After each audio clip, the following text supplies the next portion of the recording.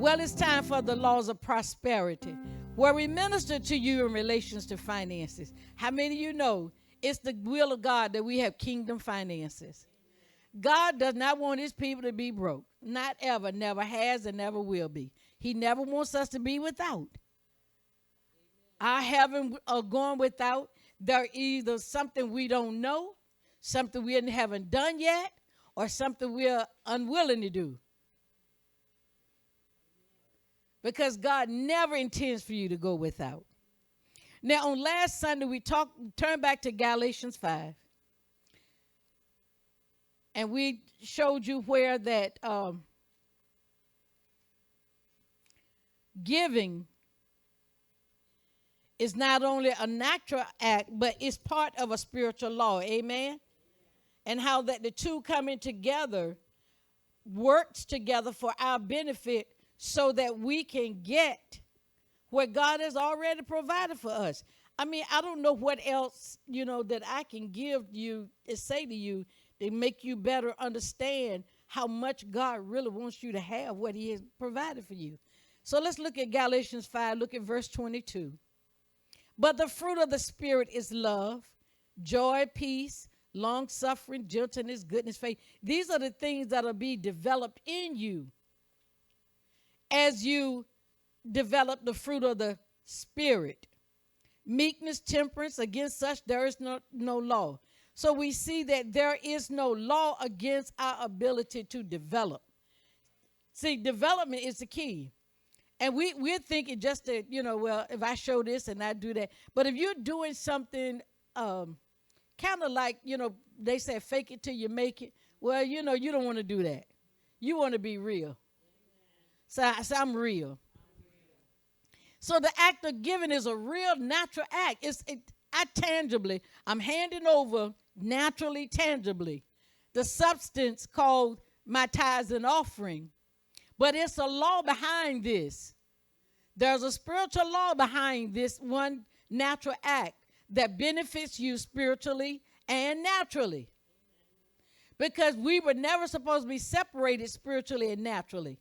Man did that in the fall, and then religion helped further it and made us look like that we got to be one way spiritually and another way naturally. God never separated the natural from the spiritual. He intends for us to have in both arenas whatever we need. So the act of giving is a natural act with a spiritual natural benefit.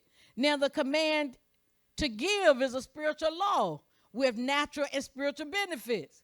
So we can say it like this, that both natural act and the spiritual law must be obeyed in order to get the God kind of results that we're looking for. Now we can also say that my giving initiates fruit. So in other words, unless I plant something, I can't start fruit up. And you got to know that when you first plant it, it's not going to come up in the measure. You can't get a tree overnight. Now, God can do it if he want to superimpose. But that's not the systematic way of God. The systematic way of God says, you give, and fruit starts. You plant, and fruit will begin to grow. And just because you don't see it on the limb today does not mean fruit is not present.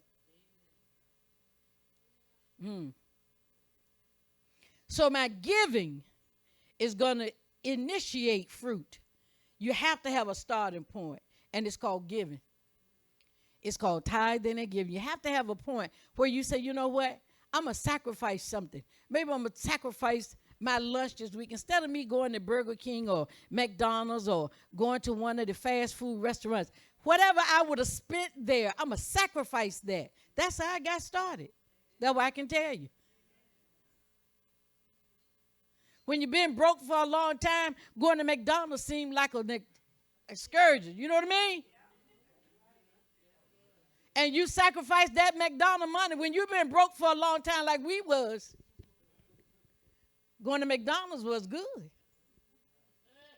And to sacrifice that money for that Happy Meal Because you know once you're 80, you won't happen no more, right?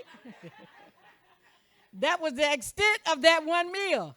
But when we got a hold of tithing and giving, I was willing to sacrifice something to initiate fruit. Because I realized I wasn't going to have it unless I planted something.